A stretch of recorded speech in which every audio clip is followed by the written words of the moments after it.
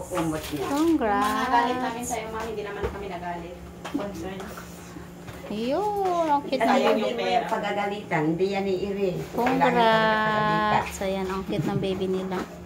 Baby girl, wag na ako. Hindi ka pa nag-alcohol kung anong hinawakan mo. Bawal ka dito. Magkakalaki. Tumingin ka sa labas muna. Dito ka muna sa labas.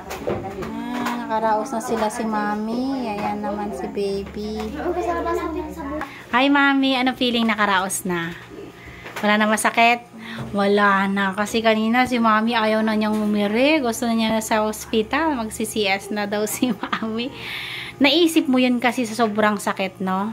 Ayun. So, parang natitense si Mami kanina na gusto na niya sa hospital. Kasi yung sakit, parang feeling niya, ano ba to? Ibang-iba ba yung sakit na ngayong nag-labor ka? Ayun. Kasi po, ang pagnganganak talaga hindi pare-parehas. Yung una, ganun din ako sa akin first baby ko. Ang bilis lang. Pangalawang pagbubuntis ko,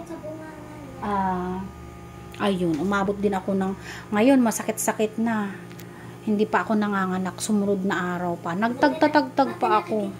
Nag-inject pa ako sa buntong palay. Talaga din, naglalakad-lakad ako. Hanggang sa, umabot pa talaga ng hapon bago ako nanganak. Sa sobrang hirap din talaga mag-labor.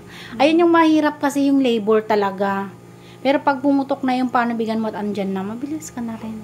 Ayun lang nagpahirap sa'yo, no, yung panubigan mo. Oo. Kasi sa loob yung dami ng, yung layer ng tubig mo nasa ilalim talaga yung sobrang dami. Kaya kapit na kapit yung sa ano ng baby mo. Yan, congrats Mami, nakaraos ka.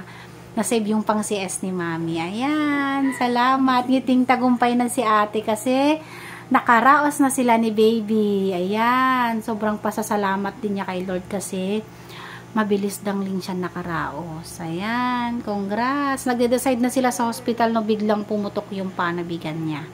Ayan, tas eto na ngayon yung kanilang baby. Ayan, hello baby.